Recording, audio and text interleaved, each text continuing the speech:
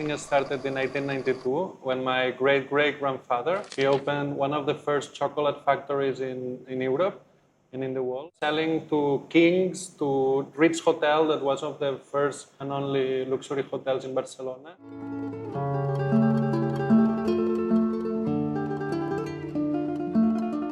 My grandfather got the command of the shop, and he was managing one of the most famous pastry shops in Barcelona. Beautiful modernist shop. Since I'm a baby, I'm seeing the pastry. My grandfather is teaching me how to make chocolates, how to taste it. So it's a big privilege for me.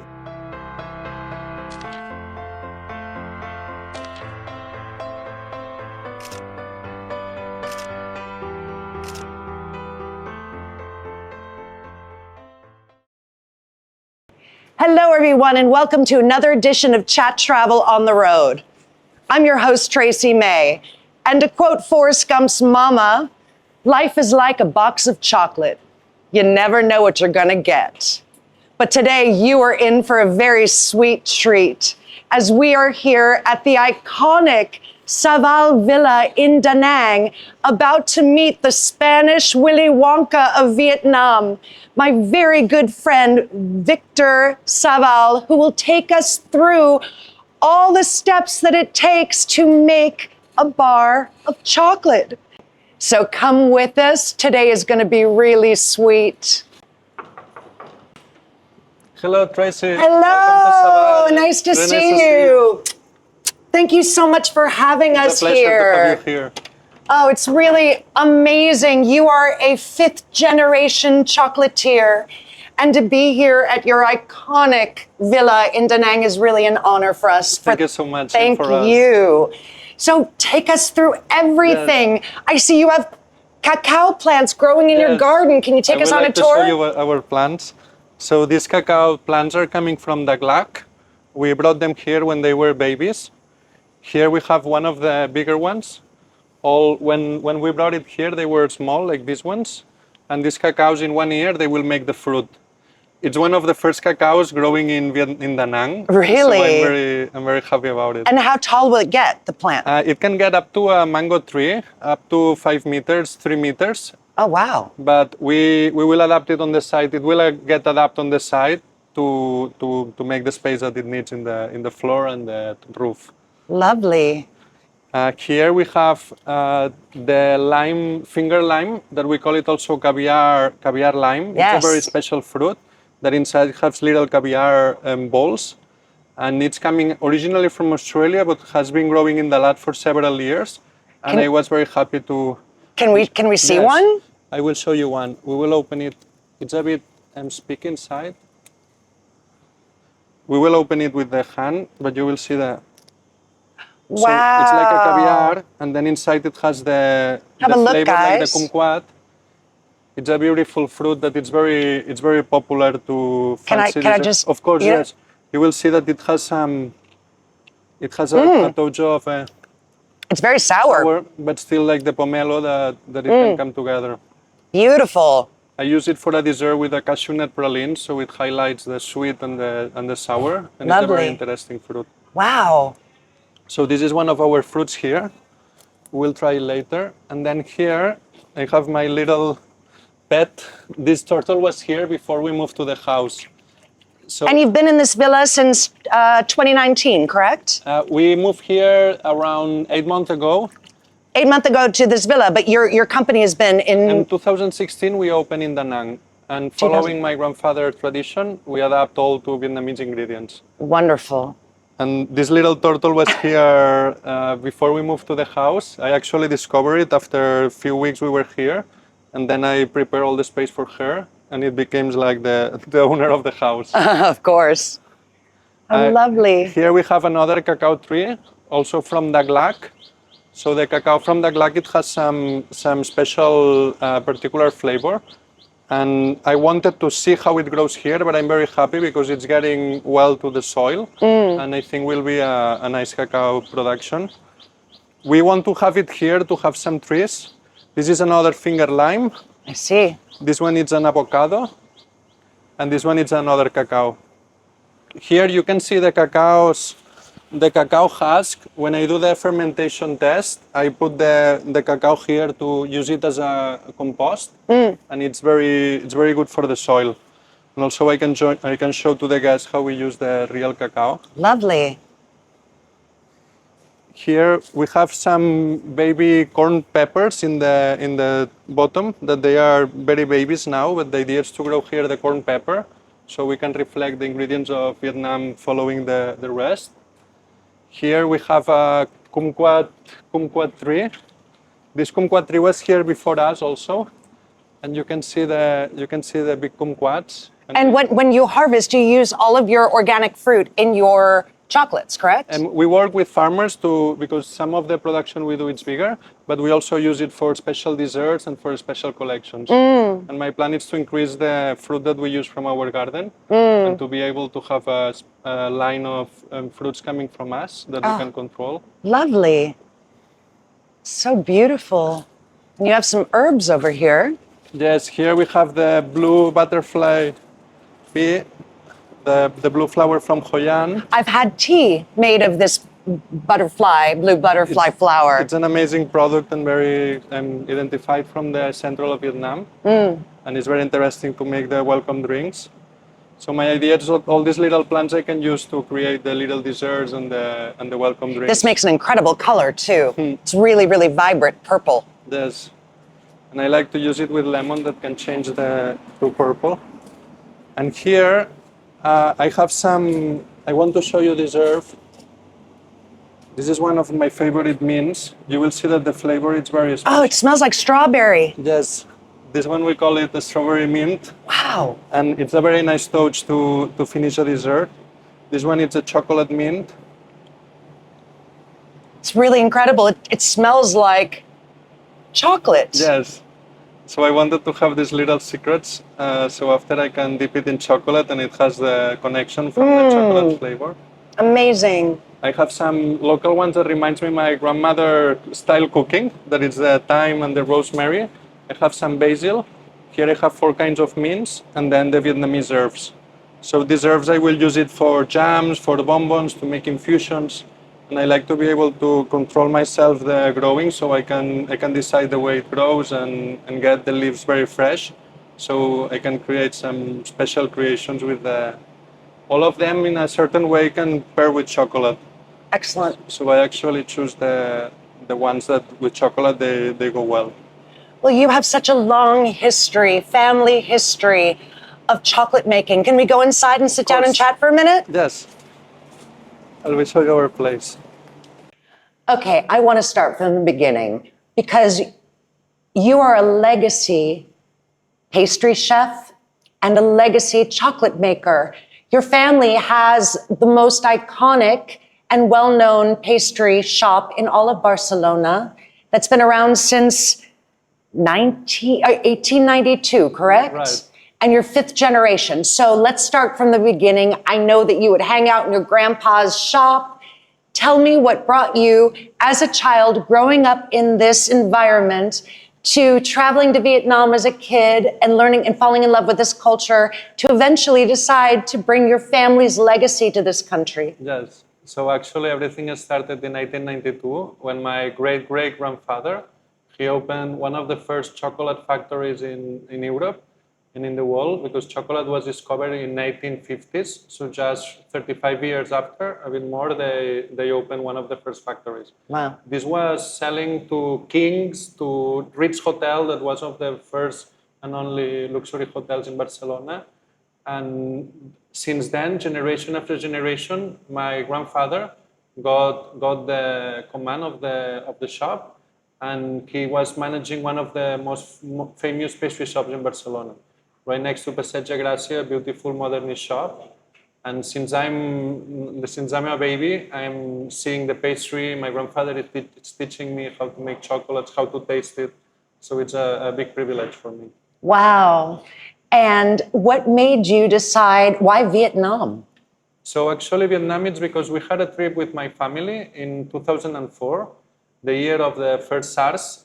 And then we traveled all Vietnam during 1 month from Saigon to Hanoi. We stopped in Dalat, in Nha Trang. We went by car. And we like very much Vietnam, especially Hoi An. So the following year, we came back to Hoi An 1 month. And that time, the first time I came, I was 7 years old. And since then, every summer, 1 month, every summer, we come back to Hoi An. Huh. So we built a very strong relation with friends and the culture and the food since I'm a kid.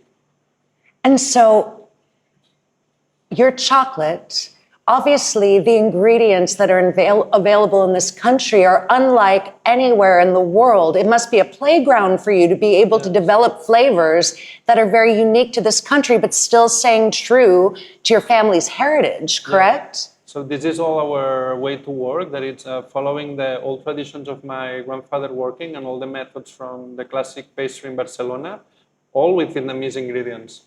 So in Barcelona, we work with South American and African chocolate, premium and really good and well selected, but we are not as close to the land like here. So the privilege to be able to work with local cacao, and Vietnamese cacao is one of the best in the world. It's something unique and that very little people can say.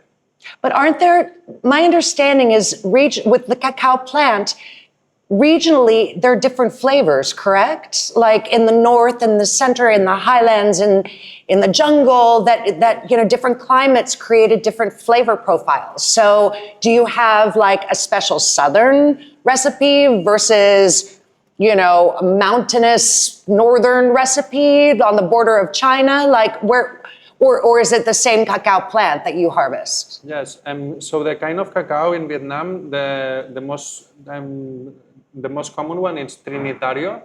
Trinitario is the family of the cacao. Inside Trinitario, there is different kinds and they have different profiles. And as you say, in Vietnam, we have 3 terroirs that define the final flavor, and through the atmosphere and the volcanic land or the different soil, it defines different profiles. So this is something really unique about Vietnam that highlights very much. And as you say, you can play with the different cacaos to be able to adapt to certain recipe. Let's say in Dak Lak, the cacao is more toasty and it has some more coffee and bitter flavor that I pair it with coffee. In the south, you can get more fruity and floral aromas that it combines very well with fruit chocolates. So we play with that, and it gives a very big way to define flavors. Interesting. Well, I see that you have a little setup here. Can you share what this is all about? So actually, I wanted to show you. These are the beans. Actually, these ones come from Dak Lak. I got the fresh cacao beans, the fresh cacao pods, and then I made a micro fermentation, and I made the fermentation of the cacaos. I dry it, I roast it, and now we have this, that is the bean after all this process. And the last part is to take out the skin, and inside you get the cacao nibs. That the cacao nibs, it's the last product before we grind it and we make the chocolate. So another way to bring flavor is the fermentation can be controlled, and it brings a very special, you can control a lot the fruitiness and the flavor of the cacao. So which cacao plant is this from?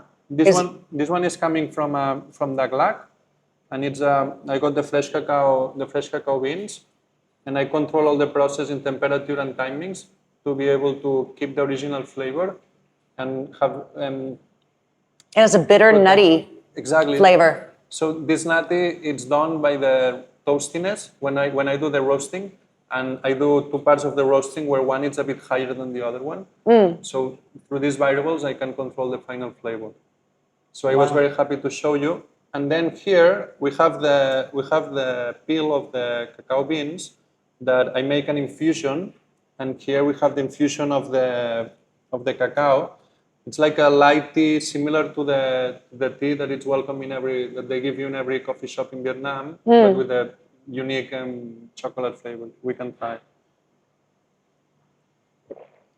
So it's interesting to see how you can get all the aroma of the cacao, but with the cleanness of the water, and in a fresh way that you get the flavor without the fatty part and without the.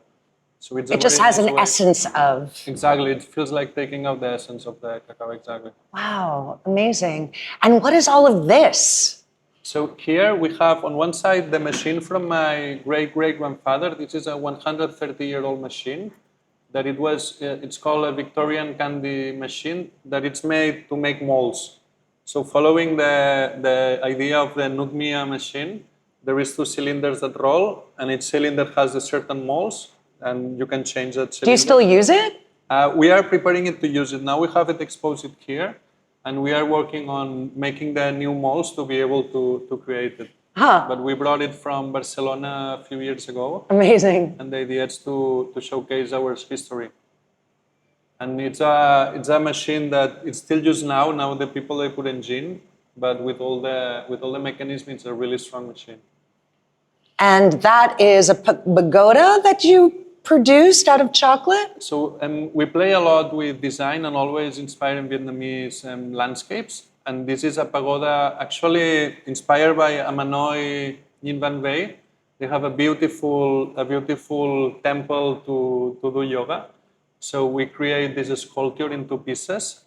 And the idea was to reflect. I've been there and I've seen this one, yes. So we got inspired on the by river. That one. Yes. And it represents very much the classic architecture. We like it very much as a parallel to the chocolate making. So this is a ceramic creation that we make to be able to have it exposed outside. And then here we have the Japanese bridge of Hoi An that we actually make it in chocolate also. Here you can see a white chocolate Japanese bridge. Look at all the detail with this. It's insane. So we play with the shapes and with the mold to be able to recreate the. And so I assume that there are two molds, right? So one mold is flat and the other mold is flat, and you fill the chocolate and then you seam it, correct? Yes. So there is. So it becomes 3D. Yes, the process is similar to ceramic making, and when you make half of the mold, you put the chocolate and then you drain it. And we have to be clever to see how to adapt the facilities and the realities of the chocolate to the shape.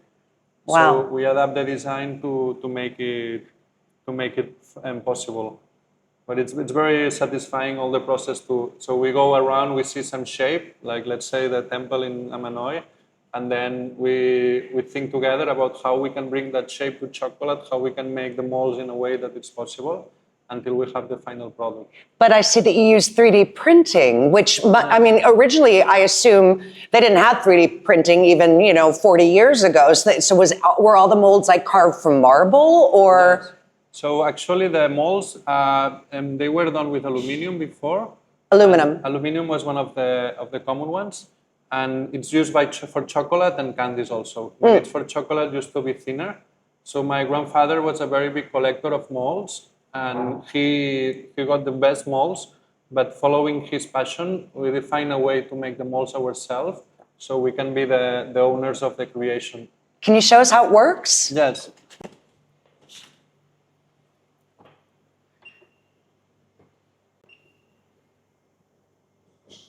So this is made from 3D printing.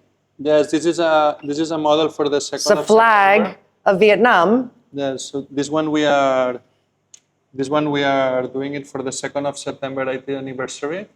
So in this machine, we do the first testings of the shape and the model. And then from here, we finalize it in the other machine we have upstairs. So interesting. So this little machine is our proof of concept. So it's like we have a printer to print the paper and we have the printing to make the 3D models. And it gives us the freedom to try and see the shapes and adapt it. And then after we can make it in bigger scale. Amazing. Yeah, it takes a bit of time, but it takes some time to warm up. Yes. Well, I know that you have an entire display of your molds. Yes. Can you show us? Of course. So this is your wall of fame, all of the different molds. But I see there are a few in aluminum. Can you show me that one? This is actually our first mold. We created in 2015, right before opening the company.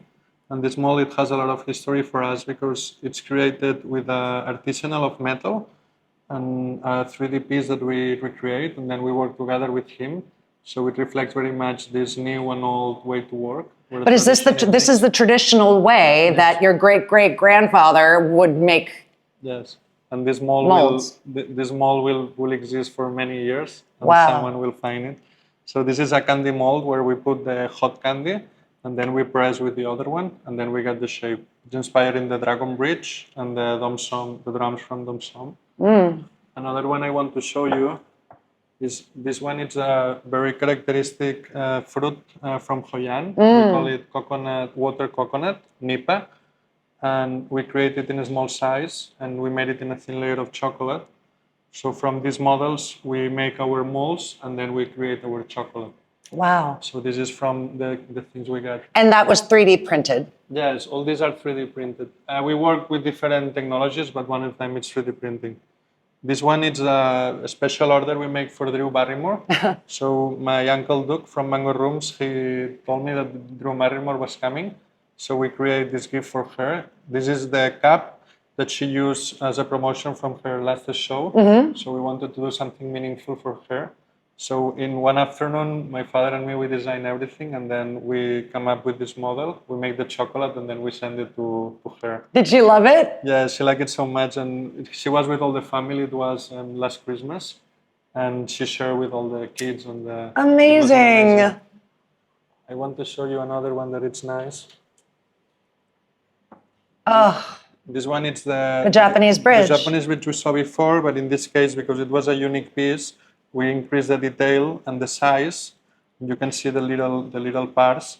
And this was an exhibition we did at Four Seasons. So we recreate a small chocolate town of Hoi An, and we make this. You recreated a miniature town of Hoi An in chocolate. Yes, that was our project. Willy Wonka guys right here. Where are the Oompa Loompas? Are the Oompa Loompas helping you? Like, how is this happening? We do everything, but I'm very happy. I show you the house of Hoi An. So here you can see two of the pieces of the. So this is the traditional house from Hoi An. Yes. You can see the roof and the entrance. How cool is that? Playing with the two parts, we make the chocolate after. But this is one of the molds that we are more proud of.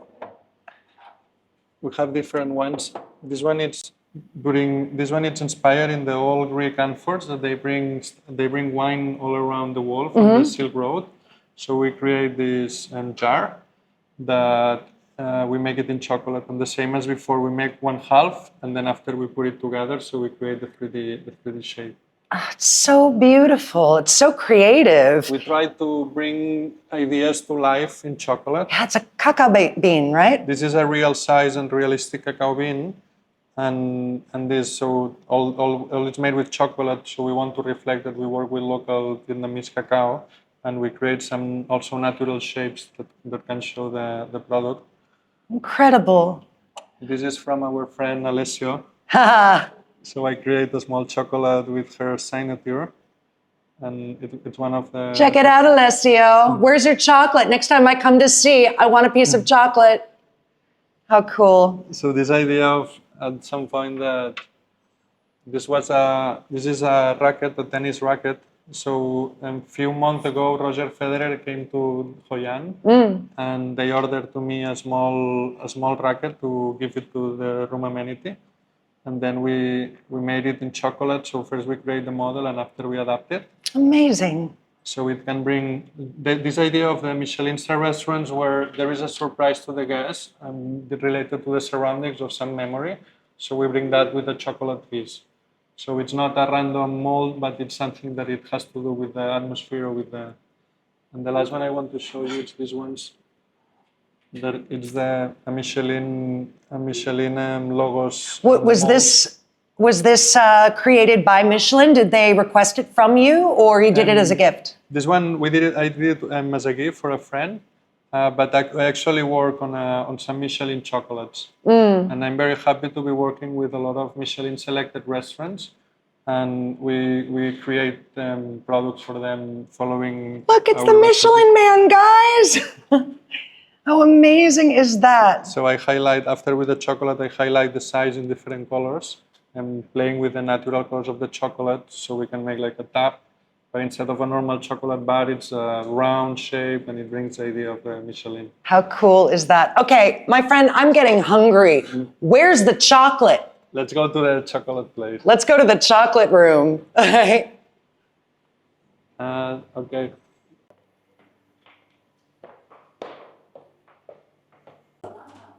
Hello. Here are the Oompa Loompas. Here is where we make the chocolate.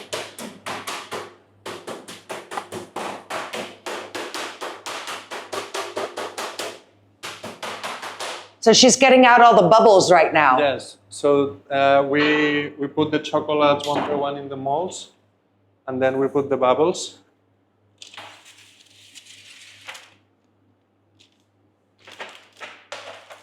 Wow. So now I want to show you some of the pieces that we do. This is a recreation from a real sea snail, and we make the mold, and then after we put it inside the chocolate. So as you see, this one, I was in the beach one day walking around, and then I found this seashell, and I created we make the mold from the real one, and after we make the copies, and then we make this little chocolate that inside it's hollow. So So beautiful. it recreates I can't believe the detail that you're able to get in chocolate. It's incredible. Can I eat it? Yes, of course. This is a milk chocolate. This is an old-fashioned chocolate that I make with Glenlivet 16 years and orange. So inspired by the famous cocktail, I create this chocolate where we mix the With Glenlivet. Glenlivet, yes. Has the alcohol been burned out of this Glenlivet, or is it pure Glenlivet? It's for Glenlivet. Okay. And it's quite strong. So this is a drunken chocolate, people. So we play with the bitterness of the chocolate and the orange and the whiskey to highlight the, and then it comes. Wow. Guys, I can't explain it to you. So it starts where it tastes like dark chocolate, but then it starts to turn like notes of a perfume from the front of your mouth to the back of your mouth, and you keep getting these little nuances of flavor in each bite. That's amazing. Now I will bring a chocolate box, and then we can degustate the bonbons. They bring it downstairs. I have a chocolate box where I can show you all the flavors. And this is one of the packagings that we do. Oh, how beautiful is this? It has a surprise opening that looks nice. And this is? So this is our shop. It's called Chocolate Corner by Savall, and inspired in Vietnamese traditional materials. In this case, a textile and the bachang. I can show you. It has a small trick. So once it's together, and then after, when you open, you will discover the bachang ceramic inside. Wow. So. And you have a chocolate shop, right? That's not Yes. your factory? It's in Nẵng, correct? Yes, it's a. So Look inside. how beautiful this is. Inside we put the chocolate seal in the paper bag. So we are doing a non-plastic packaging, and at the same time, the guests have some memory to bring. And then inside here. I'm gonna get this open. Yes, it's a little bit tricky. Okay, got it. Oh, wow. So these are? This is a cashew nut from Dom Nai, caramelized with a layer of white chocolate and cashew nut cream and cacao. It's one of our best sellers. Oh my God. This is incredible. I'm very happy you like it. Oh This is a my very God. special chocolate because it's a recipe I'm from gonna eat my too. father, and we make it with Vietnamese ingredients. But the idea is to play the with flavor is the beautiful. particular flavors of. Wow. Just amazing. And in this room is where all of your chocolate is produced. Yes, this is one of our rooms where we make the chocolate, and following the artisanal way and the small quantities, we make all the different creations. We never do big, but we go for quality instead of quantity in a way that we can pay attention of every product.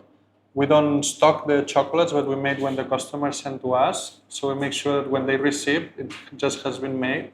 So all the aroma and the pureness of the chocolate is highlighted.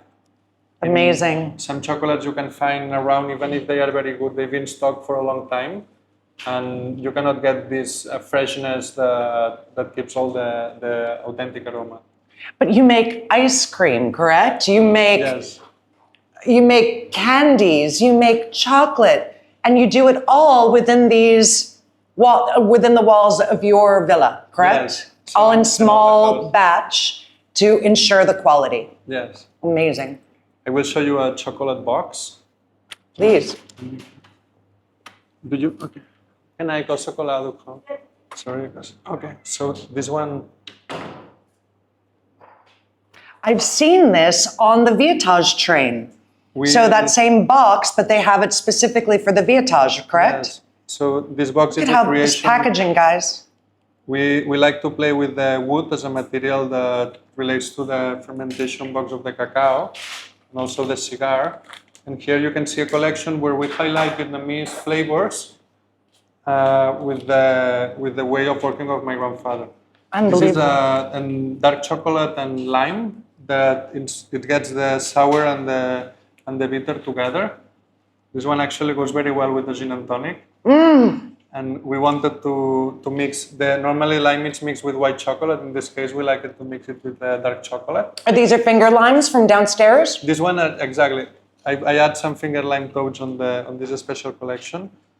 This one is one I'm very proud of, that it's a cinnamon and kumquat chocolate, that it has a ganache of dark chocolate and kumquat, that it's also coming from the garden, this one, and then we coat it with the cinnamon. So we play with the flavors in a way that we can keep the essential flavor, and at the same time you can bring the chocolate way of making. And where can you buy these? This one at this moment we have in our online shop, and then we have a special collection in Chocolate Corner by Savall, where we have one shop, the central one in 100 Le Quang Dao. We have in the lobby of Four Seasons Nam Hai, we have a space with our shop, and then in Hyatt Regency. This is our place of sale, that we have a different line of products. But if anyone in Vietnam wants to order your chocolate, they can go online or message you on Savall Facebook? Chocolate, or either Facebook or in savallchocolate.com. We have the online shop, and we can ship all around Vietnam. Amazing. So is there more chocolate rooms? Because I want you to show me how to make chocolate, will you? Yes, of course. Okay, let's go. I'll show you the roasting of the... Okay, nice. Oh, wow. So here we can... Sing Chao. So in this room we caramelize the cashew nut. That is one of the phases to make the chocolate you try. And these are the caramelized cashew nut. But now they has to be separated one per one, and then we do the chocolate layer on it. So it's the raw cashew nut that you roast, and then you caramelize it. Yes. And then after it's caramelized, that you pick apart all of these, Yes. and then you cover it in chocolate. Exactly. And dust it with whatever, like I ate inside. There is these three phases. The last phase is to dust it with the cacao. May I taste one that's Yes, of just... course. Now it's still hot, but you will feel the... It is hot. This is the first layer of the cashew nut chocolate. Oh, it's delicious. So this is a technique of my grandfather's pastry that we adapted to... You could have these in a jar and I would eat them all day long. Oh, because you taste the salty and sweet of the caramelization. Guys, you have no idea. I wish they actually had smell-o-vision and taste-o-vision, that you guys could reach out and grab a bar of chocolate like in the movie. But you'll have to trust me. Amazing. I want to show you, we are here doing some black sesame paste. So this is a stone grinder that through 5 hours it grinds the black sesame, and then we create a very thin cream that after we can use in our chocolate. We have a special chocolate, it's black sesame with white chocolate. So we contrast the sweetness and the bitter, and we make a lollipop. And this is the way that we grind the black sesame. But it's just a little tiny machine, but I see inside that you get quite a bit of product from it. Yes, this process, apart on bringing the smoothness, it also develops the product during the hours. So it stays all the hours, and then we keep checking that the paste goes down. and then we can get a very smooth paste. It's again another way to keep the essence of the flavor and to be able after to use it in our chocolate to identify it. Wow. Amazing. Okay, now you really have to show me how to make some chocolate. We will do some chocolate. We're gonna make some chocolate making. Do I get to wear a hat? Look at this unbelievable display. This is the best part. We're gonna make chocolate, everyone. I'm so excited. Okay, I see that we have two different things going on. So can you take me through it? How do I make chocolate? So now I'm going to show you from the 3D models how we create the chocolate. So now I will show you how we put the chocolate inside. I prepare here a 70% chocolate that has been tempered this morning. And then what we are going to do now is press inside the mold. Let me open it better. And then. So it's almost like icing a cake, correct? Or drawing on a cake? The idea in this case is to fill up the mold.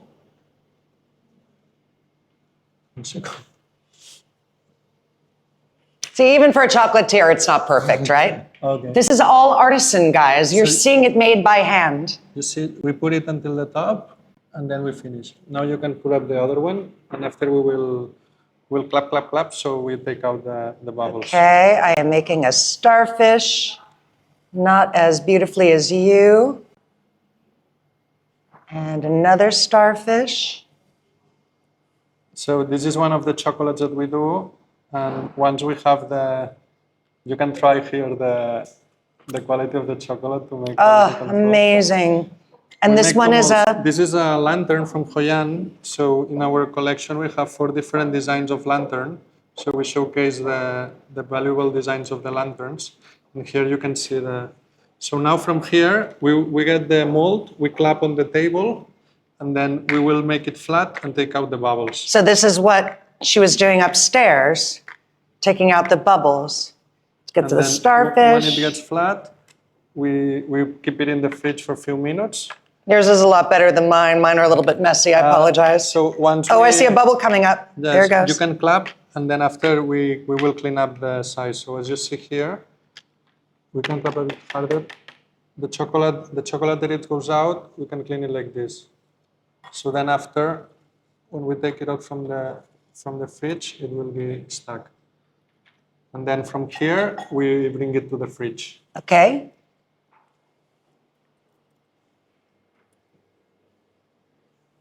So now we are going to prepare, we are going to make a coffee, whiskey, and chocolate truffle. You had me one of my favorite flavors. Hello. So the combination of coffee and chocolate, it's very nice, and the whiskey gives a final touch. We are working with a coffee from Sylvie. It's from Lam Viang. It's a very special area where the coffee is very beautiful flavor. And then we prepare the coffee beans. There will be a topping on the top. We have some cacao nibs, like the ones we peeled before. We have some whiskey that will be a small touch at the end. And here, I prepared this morning a coffee and milk chocolate truffle that it's made with café fin, and then we are going to make the mix. So we put this truffle on the pot. We have some dark chocolate from before, but it will give a bitter extra touch. And then we will put around 5 spoons. And then we will mix a little bit. We will add the chocolate from before. So this cream, it will be the base cream. And then with the wooden spoon, we will add a little bit of whiskey to it. This depends on your taste. Oh, get heavier on that whiskey, my friend. But the whiskey and the chocolate, they are very good friends. So as is chocolate and wine, correct? Red wine and chocolate is the best combination. So now we have to make homogeneous the solution. It gets first there is a small change of color. And then once we have this,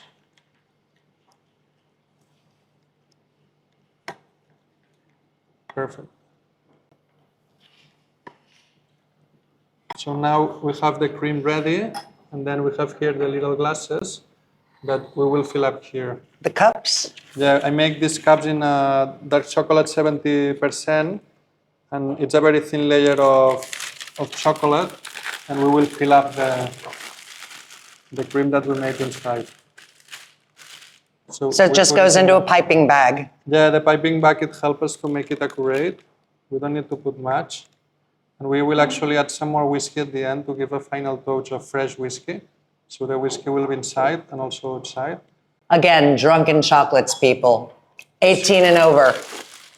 So here, we put all the cream down. We will make a knot. And then from here, we will fill up the glasses. The last touch I like is this crispiness that we will add at the end of the coffee bean. It will add an extra flavor that will keep long in mouth. So this way we can keep savoring the chocolate for longer. I have a question for you. You do this all day long. Are you sick of chocolate? Like, do you eat desserts when you go to a restaurant, or is it like, because you're so sick of it because you see it and do it and smell it every single day? Actually, I love chocolate. I taste it continuously to make sure all the chocolates are in place in flavor. But I enjoy a lot, and I always order chocolate desserts. Okay. You can fill up the rest of them. We fill up a little bit more than half.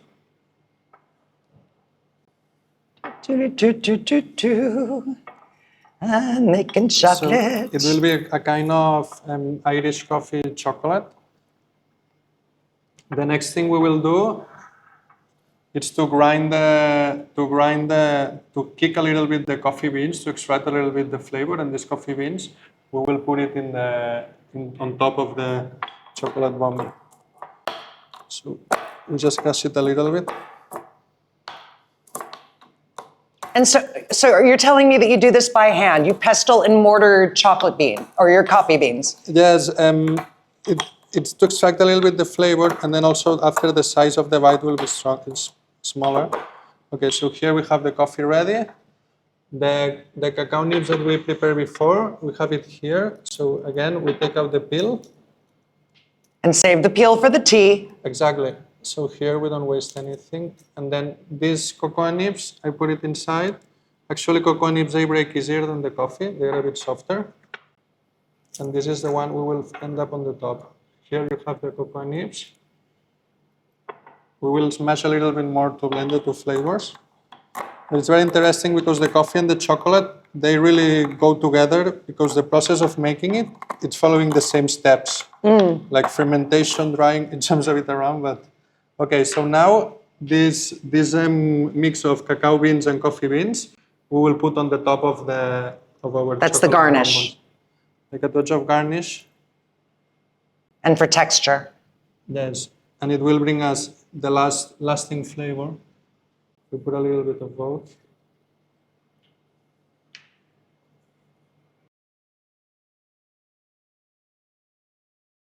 The touch of whiskey, that will be just a drop. So it will bring us the last flavor. If coffee beans are well roasted, you can eat it. You make sure everything has. Okay. So now we just add a touch of whiskey. Just a drop, so we will have the flavor more clear. And this will be like a bonbon, but served like a cup instead like a closing bonbon. And we will highlight the three flavors that we want to show. Okay. All right. So this is the little, let's say, Irish Vietnamese coffee chocolates. It has some cafe soda inspiration with a touch of whiskey. Thank you, Victor, for showing us your beautiful artisanal chocolate. Thanks to everyone for watching. This is Chat.Travel on the road. Victor, cheers. Let's have a cheers for the chocolate. Cheers, Tracy. Mot hai ba yo. Amazing. Thank you. Thank you so much, Tracy.